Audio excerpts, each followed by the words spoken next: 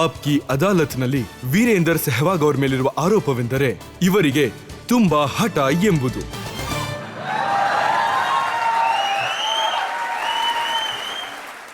ನಿಮ್ಮ ತಾಯಿಯವರಿಂದ ನಮಗೆ ಗೊತ್ತಾಗಿದ್ದೇನು ಅಂತಂದ್ರೆ, ನಿಮಗೆ 2 ವರ್ಷ ಇದ್ದಾಗ ನೀವು ತುಂಬಾನೇ ಅಳ್ತಾ ಇದ್ರಿ. ನಿಮ್ಮ ಕೈಗೆ ಕ್ರಿಕೆಟ್ನ ಬ್ಯಾಟ್ ಮತ್ತೆ ಬಾಲ್ ಸಿಗೋ ತನಕ ನೀವು ಅಳೋದನ್ನ ನಿಲ್ಲಿಸ್ತಾನೆ ಇರ್ಲಿಲ್ವಂತೆ. ನನಗೆ 2 ವರ್ಷ ಆಗಿದ್ರಿಂದ ಆ ಥರ ಮಾಡ್ತಿದ್ನೋ ನನಗೂ ಗೊತ್ತಿಲ್ಲ. ಆದರೆ ನನ್ನ ತಾಯಿನೇ ಆ ರೀತಿ ಹೇಳಿದ್ದಾರೆ ಅಂತಂದರೆ ಆ ರೀತಿ ಮಾಡ್ತಿದ್ನೋ ಏನೋ. ಯಾಕಂದರೆ ಒಂದು ಮಗು ಅಳ್ತಿದೆ ಅಂತಂದರೆ ತಾಯಿಗೆ ಮಾತ್ರ ಗೊತ್ತಿರುತ್ತೆ ಅಳು ಹೇಗೆ ನಿಲ್ಲಿಸ್ಬೇಕು ಅಂತ. ಆ ಮಗು ಒಂದು ವಸ್ತುಗೋಸ್ಕರ ಅಳ್ತಾ ಇದೆ ಅಂತಂದರೆ ಆ ವಸ್ತು ಸಿಗೋ ತನಕ ಅಳು ನಿಲ್ಲಿಸೋದೇ ಇಲ್ಲ. ಆಟ ಹಿಡಿಯುತ್ತೆ, ಅಳ್ತಾ ಇರುತ್ತೆ. ಚಿಕ್ಕ ವಯಸ್ಸಲ್ಲಿ ನನಗೆ ನೆನಪಿರೋದೇನು ಅಂತಂದರೆ, ಒಂದ್ಸಲ ಹೀಗೆ ನಾನು ನನ್ನ ತಾಯಿ ಮಾರ್ಕೆಟಲ್ಲಿ ನಡ್ಕೊಂಡು ಹೋಗ್ತಾ ಇದ್ವಿ. ದಾರಿಲಿ ಈ ಕನ್ನಡಕ ಮಾರೋರು ಆ ಕಾಲದಲ್ಲಿ ಇಷ್ಟುದ್ದ ಕೋಲಲ್ಲಿ ಸ್ಪೆಕ್ಸ್ನ ಇಟ್ಬಿಟ್ಟು ಮಾರ್ತಾಯಿದ್ರು. ಅದನ್ನು ನೋಡಿದಾಗ ನಾನು ಆ ಸ್ಪೆಕ್ಸ್ಗೋಸ್ಕರ ಹತ್ತಿದ್ದೆ. ನಾನು ವಾಪಸ್ ಮನೆಗೆ ಬಂದಮೇಲೆ ನಮ್ಮ ತಾತವರು ನನ್ನ ಕರ್ಕೊಂಡು ಹೋಗ್ಬಿಟ್ಟು ಆ ಸ್ಪೆಕ್ಸವನ ಹತ್ರ ಸ್ಪೆಕ್ಸ್ನ ಕೊಡಿಸಿದ್ರು. ನನ್ನ ಚಿಕ್ಕ ವಯಸ್ಸಿನ ಫೋಟೋಗಳು ಎಷ್ಟಿದೆಯೋ ಆ ಎಲ್ಲ ಫೋಟೋಗಳಲ್ಲೂ ಆ ದೊಡ್ಡ ಸ್ಪೆಕ್ಸ್ ಹಾಗೇ ಇದೆ. ಆಗ ನಾನು ಸುಮಾರು 5 ವರ್ಷ 6 ವರ್ಷ ಇದ್ದೇನೋ ಅನ್ಸುತ್ತೆ. ಅದು ನನಗೆ ಚೆನ್ನಾಗಿ ನೆನಪಿದೆ. 1.5 ವರ್ಷದಲ್ಲಿ ನಾನು ಬ್ಯಾಟು ಬಾಲ್ಗೋಸ್ಕರ ಹತ್ತಿದೆ ಅಂತಂದರೆ ಅವ್ರು ಹೇಳ್ತಿರೋದು ನಿಜನೇ ಇರಬೇಕು ಅನ್ಸುತ್ತೆ. ಆದ್ರೆ ನಿಮ್ಮ ಹಠಮಾರಿ ಸ್ವಭಾವ ಇದೆಯಲ್ಲ, ಅದು ಇವತ್ತಿನ ತನಕ ಹಾಗೆ ಇದೆ. ಹಠಮಾರಿತನ ಒಳ್ಳೇದಾಗಿದ್ರೆ ಇರ್ಲಿ ಬಿಡಿ, ಯಾಕೆ ಬೇಡ. ನೋಡಿ, ಹಠ ಇದ್ದು ದೇಶಕ್ಕೋಸ್ಕರ ಆಡಬೇಕು ಅನ್ನೋ ಹಠ ಇದ್ರೆ ಆ ಹಠ ಒಳ್ಳೇದೇ ಅಲ್ವಾ. ಈಗ ಹಠ ಹಿಡಿಯೋದು ಅಂದ್ರೆ ಬೌಲರ್ಸ್ಗೆ ಚೆನ್ನಾಗಿ ಬ್ಯಾಟಿಂಗ್ ಆಡಿದ್ರೆ ಅದು ಒಂಥರ ಹಠನೇ. ಚೆನ್ನಾಗಿ ಆಡ್ಲಿಲ್ಲ ಅಂದ್ರೆ ಆಮೇಲೆ ಚೆನ್ನಾಗಿರೋದಿಲ್ಲ ಅಷ್ಟೇ. ನೋಡಿ, ಹಠ ಒಳ್ಳೇದೇ. ಹಠ ಕೆಟ್ಟದ್ದು ಅಥವಾ ಒಳ್ಳೇದು, ಆದ್ರೆ ಕ್ರಿಕೆಟ್ನ ಎಲ್ಲ ಎಕ್ಸ್ಪರ್ಟ್ಸ್ ಏನ್ ಹೇಳ್ತಾರೆ ಅಂದ್ರೆ, ಸದಾ ಕಾಲ ನಿಮ್ಗೆ ಹೇಳ್ತಾ ಬರ್ತಾ ಇದಾರೆ, ಗುರು ನಿನ್ ಸ್ಟೈಲ್ ಅನ್ನ ಬದಲಾಯಿಸ್ಕೋ, ಕೆಲವೊಂದು ಬಾಲ್ಗಳನ್ನ ಬಿಟ್ಟು ಬಿಡು, ಕಡಿಮೆ ಶಾಟ್ಸ್ ಅನ್ನ ಹೊಡಿ, ಫೀಟ್ ಅನ್ನ ಮೂವ್ ಮಾಡು. ಆದ್ರೆ ನೀವ್ ಯಾವತ್ತೂ ಯಾರ ಮಾತನ್ನು ಕೇಳಲೇ ಇಲ್ಲ. ನನಗಿದು ಬೇಡದಿರೋ ವಿಷಯ ಆಗಿತ್ತು. ನಾನು ಯಾಕೆ ಕೇಳಬೇಕು ಹೇಳಿ? ನನಗಿದು ಬೇಡದಿರೋ ಅಂಥದ್ದು. ಯಾಕಂದ್ರೆ ನೋಡಿ, ನನ್ನ ಪ್ರಕಾರ ಏನು ಅಂದರೆ, ನೋಡಿ, ನಾನು ಕ್ರಿಕೆಟ್ ಆಡ್ತೀನಿ, ಯಾವ ಟೀಮ್ಗೋಸ್ಕರ ಆಡ್ತೀನಿ, ನನಗೆ ಸಕ್ಸಸ್ ಹೇಗೆ ಸಿಕ್ಕಿದೆ ಅದು ನನಗಿಂತ ಇನ್ಯಾರು ಗೊತ್ತಿರೋಕೆ ಸಾಧ್ಯ? ನೋಡಿ, ಜನರು ಅವ್ರ ಒಪಿನಿಯನ್ಸ್ನ ಹೇಳ್ತಾರೆ, ಅಭಿಪ್ರಾಯಗಳನ್ನ ಹೇಳ್ತಾರೆ. ಆದರೆ ಬುದ್ಧಿವಂತರು ಆ ಅಭಿಪ್ರಾಯಗಳಲ್ಲಿ ಒಂದು ಅಭಿಪ್ರಾಯನ ತಗೊಂಡು ಬ್ಯಾಟಿಂಗಲ್ಲಿ ಇಂಪ್ಲಿಮೆಂಟ್ ಮಾಡ್ಕೋತಾರೆ, ಮತ್ತೆ ಸಕ್ಸಸ್ ಕಡೆ ಹೋಗ್ತಾ ಇರ್ತಾರೆ. ಇದೇ ಥರ ನನಗೆ ಎಷ್ಟೊಂದು ಅಭಿಪ್ರಾಯಗಳು ಸಿಕ್ತು. ಆದರೆ ನಂಗೆ ತುಂಬ ಇಷ್ಟ ಆಗಿದ್ದು ಯಾವುದು ಅಂದರೆ, ಶ್ರೀಕಾಂತ್ ಮತ್ತೆ ಸುನಿಲ್ ಗವಾಸ್ಕರ್ ಅವ್ರು ಹೇಳಿದ್ರು ಏನಂದ್ರೆ, ಲೆಗ್ ಸ್ಟಂಪಿಂದ ದೂರ ಇದ್ದು ಬಾಲ್ ತುಂಬ ದೂರ ಇತ್ತು ಅಂತಂದ್ರೆ ಆಗ ಆಫ್ ಸ್ಟಂಪಲ್ಲಿ ಔಟ್ ಆಗೋ ಚಾನ್ಸಸ್ ಇರುತ್ತೆ ಅಂತ. ಅದಕ್ಕೆ ಅವ್ರು ಹೇಳಿದ್ರು ಮಿಡಲ್ ಆಫ್ ಅಲ್ಲಿ ಇರಿ ಅಂತ. ಆಗ ಬಾಲ್ನ ಸರಿಯಾಗಿ ಫೇಸ್ ಮಾಡ್ಬೋದು, ಜಾಸ್ತಿ ರನ್ ಸ್ಕೋರ್ ಮಾಡ್ಬೋದು ಅಂತ ಹೇಳಿದ್ರು. ಆ ಥರ ಆಡೋದಕ್ಕೆ ಶುರು ಮಾಡಿದ್ಮೇಲೆ ನಾನು ತುಂಬ ಜಾಸ್ತಿ ಸ್ಕೋರ್ ಮಾಡಿದೆ. 150, 200, 600, 2 ಟ್ರಿಪಲ್ ಸೆಂಚುರಿ ಮಾಡಿದ್ದೀನಿ. ಸೊ ಇದು ಈ ಒಂದು ಅಭಿಪ್ರಾಯ ನನಗೆ ಶ್ರೀಕಾಂತ್ ಅವರು ಮತ್ತೆ ಸುನಿಲ್ ಗವಾಸ್ಕರ್ ಅವರಿಂದ ಸಿಕ್ತು. ಮಿಕ್ಕಿದವರೆಲ್ಲ ಹೇಳ್ತಾ ಇದ್ರು ಹಾಗೆ ಮಾಡು, ಹೀಗೆ ಮಾಡು, ಬಾಲ್ನ ಹೀಗೆ ಹಿಡಿಬೇಕು, ಹಾಗೆ ಹೀಗೆ ಅಂತೆಲ್ಲ. ನನಗದು ಬೇಡ ಅನಿಸ್ತು. ಯಾಕಂದ್ರೆ ನನ್ನ ಬ್ಯಾಟಿಂಗ್ ಏನಿದೆ ಅದು ಇವ್ರಿಗೋಸ್ಕರ ಅಲ್ಲ. ನನ್ನ ಬ್ಯಾಟಿಂಗ್ ಇರೋದು ಬಾಲ್ ನೋಡು ಹೊಡಿ ಅಷ್ಟೇ. ನೋಡಿ, ತುಂಬಾ ಜನ ಹೇಳ್ತಾರೆ, ಸಲ್ಮಾನ್ ಖಾನ್ ಅವರ ಒಂದು ಡೈಲಾಗ್ ಇದೆಯಲ್ಲ, ಯಾವಾಗ ನಾನು ನನ್ನಲ್ಲೇ ಕಮಿಟ್ಮೆಂಟ್ ಅನ್ನ ಮಾಡ್ಕೋತೀನೋ ಆಗ ನನ್ನ ಮಾತನ್ನ ನಾನೇ ಕೇಳೋದಿಲ್ಲ ಅಂತ. ಹಾಗೆ ಯಾವಾಗ ಸೇವ್ ಆಗಿ ಬೌಲರ್ಗೆ ಹೊಡಿತೀನಿ ಅಂತ ಡಿಸೈಡ್ ಮಾಡ್ತಾರೋ ಆಗ ಅವ್ರ ಮಾತನ್ನ ಅವರೇ ಕೇಳೋದಿಲ್ಲ. ನೋಡಿ, ನನ್ನ ಪ್ರಕಾರ ಏನು ಅಂದ್ರೆ, ನನ್ನ ಕಡೆ ಬಾಲ್ ಬರ್ತಿದ್ದ ಹಾಗೆ ಅದು ಬೌಂಡ್ರಿ ಕಡೆ ಹೋಗ್ತಾ ಇರಬೇಕು. ನಮ್ಮ ಬ್ಯಾಟ್ಸ್ಮನ್ ಕೆಲಸ ಏನು ಹೇಳಿ, ಬಾಲ್ನ ಬೌಂಡ್ರಿ ಕಡೆ ಕಳಿಸೋದು. ಸೊ ನನಗೆ ಅವಕಾಶ ಸಿಕ್ಕಾಗೆಲ್ಲ ನಾನು ಹಾಗೆ ಮಾಡ್ತಿದ್ದೆ. ಸಿಗೋ ಅವಕಾಶನ ಮಿಸ್ ಮಾಡ್ಕೊಳ್ದೆ 4 6 ಎಲ್ಲ ಹೊಡಿತಾ ಇದ್ದೆ. ಹೀಗೆ ನಾನು ಓಪನಿಂಗ್ ಮಾಡೋದಕ್ಕೆ ಶುರು ಮಾಡಿದಾಗ ನನ್ನ ಮನಸ್ಸಲ್ಲಿ ಒಂಥರ ಭಯ ಇತ್ತು, ಫಾಸ್ಟ್ ಬೌಲಿಂಗ್ ಬಗ್ಗೆ, ಹೊಸ ಬಾಲ್ ಬಗ್ಗೆ. ಆ ಭಯನ ಹೋಗಿಸ್ಬೇಕು ಅಂತ ನಾನು ಹೊಡೆಯೋದಕ್ಕೆ ಶುರು ಮಾಡಿದೆ. ಆ ಭಯನ ಬೌಲರ್ಸ್ ಮೇಲೆ ಹಾಕಕ್ಕೆ ಶುರು ಮಾಡಿದೆ. ಬ್ಯಾಟ್ಸ್ಮನ್ಗೆ ಯಾಕೆ ಭಯ ಇರ್ಬೇಕು ಹೇಳಿ? ಬೌಲರ್ಸ್ಗೂ ಕೂಡ ಭಯ ಇರಬೇಕಲ್ವಾ? ಇರಲೇಬೇಕು ತಾನೆ. ಆದ್ರೆ ನೋಡಿ, ಎಕ್ಸ್ಪರ್ಟ್ಸ್ ಹೇಳ್ತಾರೆ ಕೆಲವೊಮ್ಮೆ ಜಾಸ್ತಿ ಹೊಡೆಯೋದ್ರಿಂದ ಕೂಡ ನಷ್ಟ ಆಗತ್ತೆ ಅಂತ. 2003ರ ಮ್ಯಾಚ್ ನೆನಪಿದ್ಯಾ? 195 ರನ್ ಹೊಡೆದಿದ್ರಿ ನೀವು. ಆಗ ತೆಂಡೂಲ್ಕರ್ ನಿಮ್ಗೆ ಏನಂತ ಹೇಳಿದ್ರು? ಹೌದು, ಆಗ ಒಂದಿನದಲ್ಲಿ ನಾನು 195 ರನ್ಸ್ನ ಸ್ಕೋರ್ ಮಾಡಿದ್ದೆ. 195 ಇದ್ದಾಗ 4 ಹೊಡೆದು 200 ಮಾಡ್ಕೊಳ್ಳೋಣ ಅಂತ ನೋಡಿದೆ, ಆದ್ರೆ ಆಗ್ಲಿಲ್ಲ, ಔಟ್ ಆಗ್ಬಿಟ್ಟೆ. ಆಗ ನೆಕ್ಸ್ಟ್ ಸೀರೀಸು ಪಾಕಿಸ್ತಾನ ಮೇಲಿತ್ತು. ಸಚಿನ್ ಅವ್ರ ಜೊತೆ ಬ್ಯಾಟಿಂಗ್ ಮಾಡ್ತಿದ್ದೆ. ಆಗ ನಾನು 190+ ಅಲ್ಲಿದ್ದೆ. ಆಗ ನನಗೆ ನೆನಪಿಸಿದ್ರು, ಕಳೆದ ಸಲ 195 ಔಟ್ ಆಗಿದ್ರಿಂದ ಟೆಸ್ಟ್ ಮ್ಯಾಚ್ ನಾವು ಸೋಲ್ಬೇಕಾಗಿ ಬಂತು. ಈಗ ದುಡುಕ್ ಬೇಡ, ಚೆನ್ನಾಗಾಡು, 200+ ಮಾಡು, 250 ಮಾಡು, ಅದರಿಂದ ಮ್ಯಾಚ್ ಗೆಲ್ಬೋದು, ಟೀಮ್ ಗೆಲ್ಬೋದು ಅಂತ ಅವರು ಹೇಳಿದ್ರು. ನಾನು ಅವ್ರ ಮಾತನ್ನ ಕೇಳಿದೆ. ಆಗ 200 ದಾಟಿದೆ, 201 ಆಯಿತು. ಹಾಗೆ 290+ ಮಾಡಿದಾಗ ನಾನು ಅವ್ರನ್ನ ಕೇಳಿದೆ, ಈಗ ನಾವು ಒಳ್ಳೆ ಪೊಸಿಷನಲ್ಲಿರ್ಬೋದು, ಈಗಲಾದರೂ ಒಂದು 4 ಹೊಡಿಲ್ಲ, 300 ಮಾಡ್ಕೊಳ್ಳ ಅಂತ.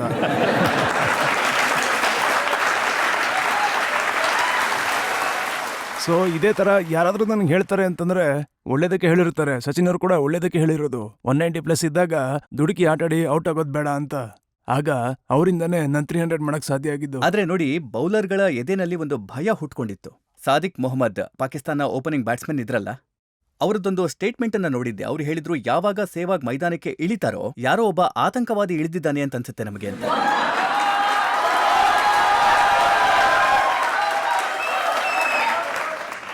ನೋಡಿ, ಈ ತರ ಕಮೆಂಟ್ಸ್ನ ಎಷ್ಟೋ ಸಲ ಕೇಳಿದ್ದೀನಿ, ಆದ್ರೆ ಆತಂಕವಾದಿ ಅನ್ನೋದನ್ನ ಯಾವತ್ತೂ ಕೇಳಿಲ್ಲ. ಡೇಂಜರಸ್, ಡಿಸ್ಟ್ರಕ್ಟಿವ್, ತೂಫಾನ್, ಈ ತರ ತುಂಬಾ ಕೇಳಿದ್ದೀನಿ, ಆದ್ರೆ ಆತಂಕವಾದಿ ಅನ್ನೋದನ್ನ ಯಾವತ್ತೂ ಕೇಳಿಲ್ಲ. ಅವರು ನೀವು ಶೋಯಬ್ ಅಖ್ತರ್ಗೆ ಹೊಡೆಯೋದನ್ನ ನೋಡಿರ್ಬೇಕು ಅಂತ ಅನ್ಸುತ್ತೆ. ಹೌದು, ಖಂಡಿತ. ಇನ್ನೊಂದು ವಿಷಯ ಏನು ಅಂತಂದ್ರೆ, ನನ್ನ ಬ್ಯಾಟಿಂಗ್ ಆವರೇಜ್ ಪಾಕಿಸ್ತಾನ ಮಾತ್ರ ಸಪ್ರೇಟ್ ಆಗಿ ತಗೊಂಡ್ರೆ 90 ಅಥವಾ 100 ಆಗಿರುತ್ತೆ. ಅದು ಟೆಸ್ಟ್ ಮ್ಯಾಚಸ್ ಅಲ್ಲಿ. ಬಹುಶಃ ಇದಕ್ಕೋಸ್ಕರನೇ ಅವರು ಆ ಥರ ಕಮೆಂಟ್ ಮಾಡಿದ್ರು ಅನ್ಸುತ್ತೆ. ನಾನು ಕೂಡ ಯೋಚನೆ ಮಾಡ್ತಿದ್ದೆ, ಯಾಕೆ ನಾವು ಪಾಕಿಸ್ತಾನವ್ರ ಜೊತೆ 2006 ಆದ್ಮೇಲೆ ಹೋಮ್ ಸೀರೀಸ್ ಅಥವಾ ಅವೇ ಸೀರೀಸ್ ಯಾಕೆ ಆಡಿಲ್ಲ ಅಂತ. ಪಾಕಿಸ್ತಾನ ಮೇಲೆ 2 ಸೀರೀಸ್ ಆಡಿದ್ರೆ ನಾನು 10,000 ರನ್ ಮಾಡ್ಬಿಡ್ತಿದ್ದೆ. ಯಾಕಂದ್ರೆ ನನ್ನ ಟೋಟಲ್ ರನ್ಸ್ ಈಗ 8,500 ಚಿಲ್ಲರೆ ಇದೆ.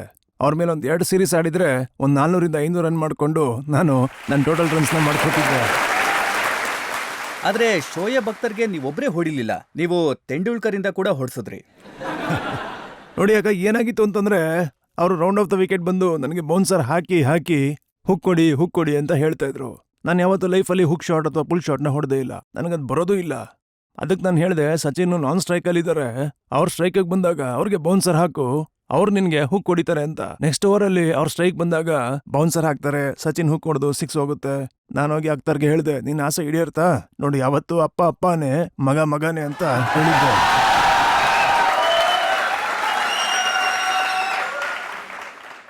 ನೋಡಿ, ಸೌರವ್ ಗಂಗೂಲಿ ಅವರು ಹೇಳ್ತಾರೆ, 325 ರನ್ಗಳ ಟಾರ್ಗೆಟ್ ಇತ್ತು ಇಂಗ್ಲೆಂಡ್ನ ವಿರುದ್ಧ.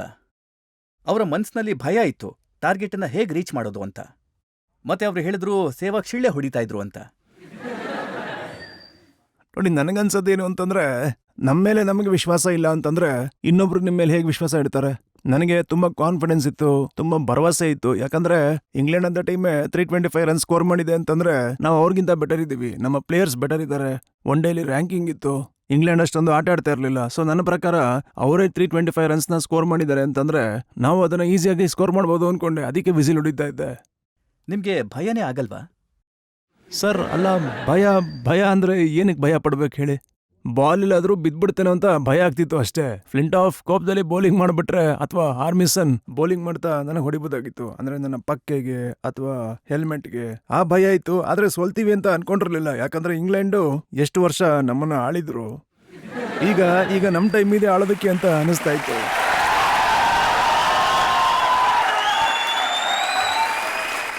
ಸೊ ಈ ತರ ಅವರು ಆಗ ಎಷ್ಟು ವರ್ಷಗಳ ಕಾಲ ನಮ್ಮ ಮೇಲೆ ರಾಜ್ಯಭಾರ ಮಾಡಿದ್ರು, ಅದೇ ತರ ನಾವು ಅವ್ರ ಮೇಲೆ ರಾಜ್ಯಭಾರ ಮಾಡಬೇಕು. ರಾಜ್ಯಭಾರ ಮಾಡ್ತಿದ್ರೆ ಹೊಡಿತಾ ಇದ್ರ?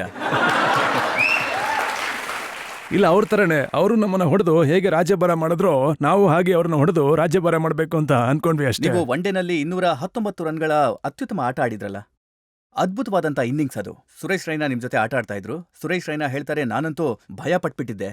ಆದ್ರೆ ವೀರೇಂದ್ರ ಸೆಹ್ವಾಗ್ ಅವರು ಕಿಶೋರ್ ಕುಮಾರ್ ಅವರ ಹಾಡ್ ಹಾಡ್ತಾ ಇದ್ರು.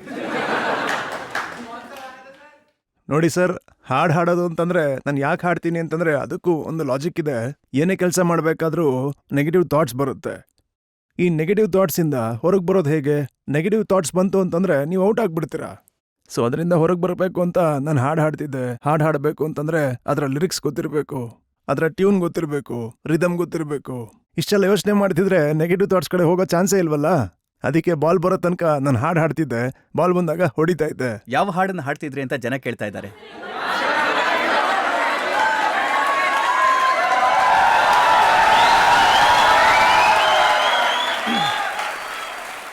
ನನ್ನ ಫೇವ್ರೆಟ್ ಹಾಡು ಕಿಶೋರ್ ಕುಮಾರ್ ಅವ್ರದ್ದು.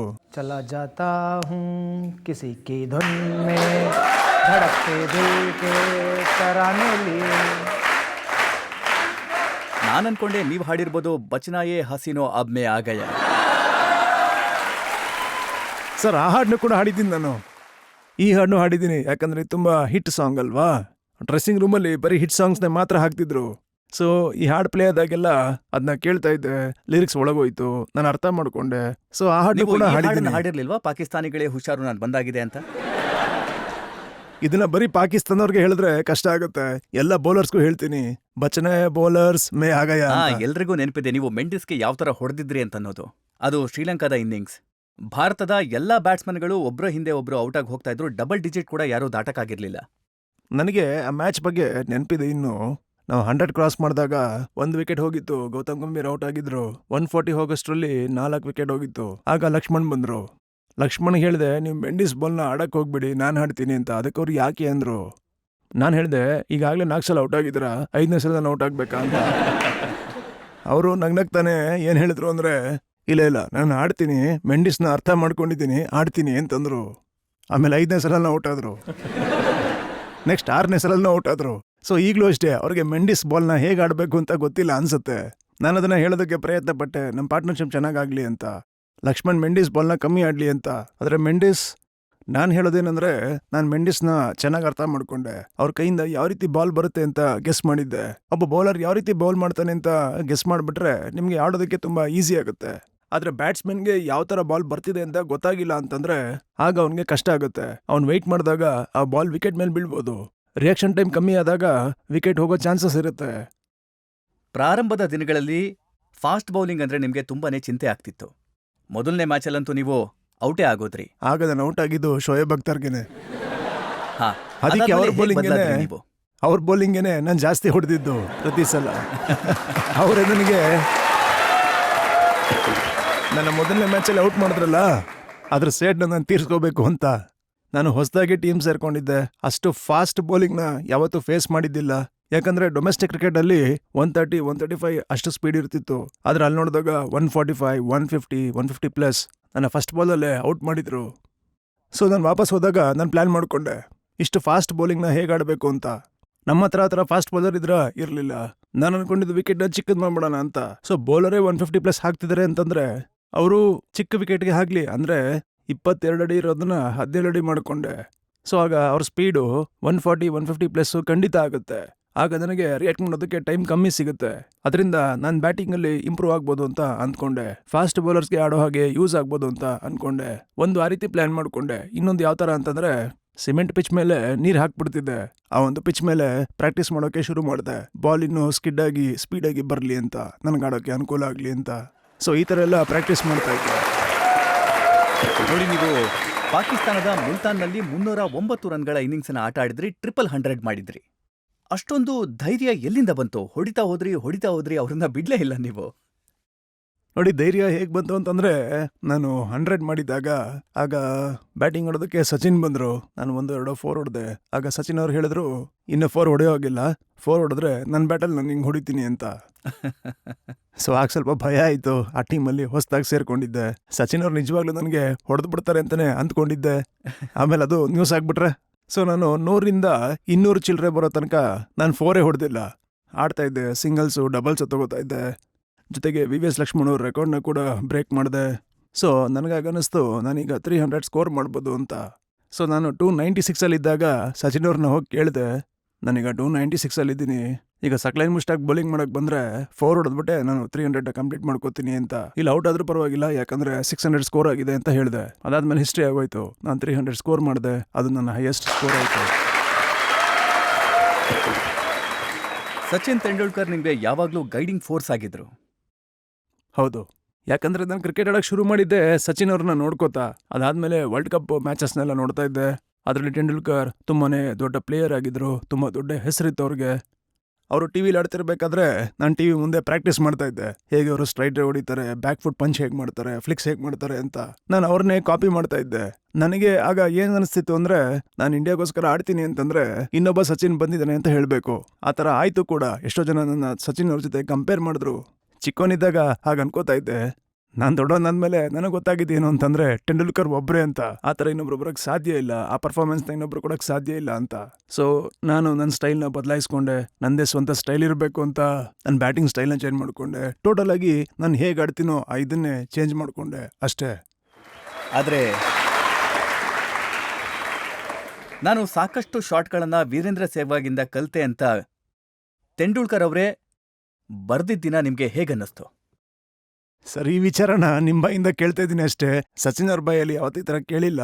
ಆದರೆ ಈ ಥರ ಅವ್ರು ಹೇಳಿದ್ದಾರೆ ಅಂತಂದರೆ ನಿಜವಾಗ್ಲೂ ನಾನೇ ಸೌಭಾಗ್ಯಶಾಲಿ ಅಂತಾನೆ ಹೇಳ್ಬೋದು. ಯಾಕಂದ್ರೆ ಅಂತ ದೊಡ್ಡ ವ್ಯಕ್ತಿ ನನ್ನ ಬಗ್ಗೆ ಹಾಗೆ ಮಾತಾಡಿದರೆ ಅಂತಂದ್ರೆ ಖುಷಿ ಆಗುತ್ತೆ. ಸಚಿನ್ ಅವ್ರು ಆಡದೇ ಇರೋಂಥ ಶಾರ್ಟ್ಸ್ ಇಲ್ಲ ಅಂತ ನನಗೆ ಗೊತ್ತು. ಯಾಕಂದ್ರೆ ಅಪ್ಪರ್ ಕಟ್ ಆಡೋದನ್ನ ಅವರಿಂದಾನೇ ಕಲ್ತಿದ್ದು. ಮೊದಲನೇ ಟೆಸ್ಟ್ ಇನ್ನಿಂಗ್ಸ್ ಸೌತ್ ಆಫ್ರಿಕಾ ಇದ್ರು. ನಾನು ಬ್ಯಾಟಿಂಗ್ ಆಡಕ್ ಹೋದಾಗ 80 for 4 ಇತ್ತು.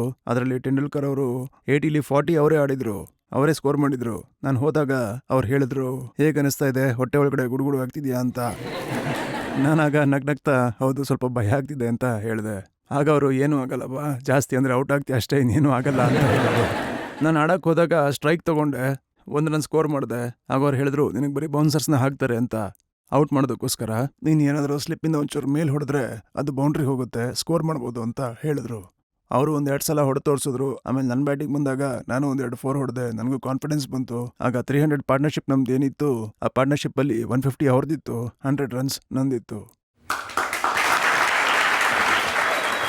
ನೋಡಿ, ಸಚಿನ್ ತೆಂಡೂಲ್ಕರ್ ಅವರು ಮೈದಾನದಲ್ಲಿದ್ದಾಗ ಅವರಿಗಿಂತ ಒಳ್ಳೆ ಆಟಗಾರ ಯಾರೂ ಇಲ್ಲ. ಮೈದಾನದಲ್ಲಿದ್ದಾಗ ಜೊತೆಗಿರೋ ಆಟಗಾರನಿಗೆ ಸಹಾಯ ಕೂಡ ಮಾಡ್ತಾರೆ. ಮತ್ತೆ ನಾನು ಕೇಳ್ಪಟ್ಟೆ, ಅವರು ಪೆವಿಲಿಯನ್ಗೆ ಹೋದಾಗ ರೂಮ್ನ ಒಳಗಡೆ ಅವರಿಗಿಂತ ಹೆಚ್ಚಾಗಿ ತುಂಟತನ ಮಾಡೋರು ಬೇರೆ ಯಾರೂ ಇಲ್ಲ. 1989 ಅವರು ಕ್ರಿಕೆಟ್ ಆಡ್ತಿದ್ದಾರೆ. ಕಪಿಲ್ ದೇವ್, ಗವಾಸ್ಕರ್, ಮೊಹಮ್ಮದ್ ಅಸರುದ್ದೀನ್, ಇಷ್ಟು ದೊಡ್ಡ ಪ್ಲೇಯರ್ಸ್ ಜೊತೆ ಎಲ್ಲ ಆಡ್ಕೊಂಡ್ ಬಂದಿದ್ದಾರೆ.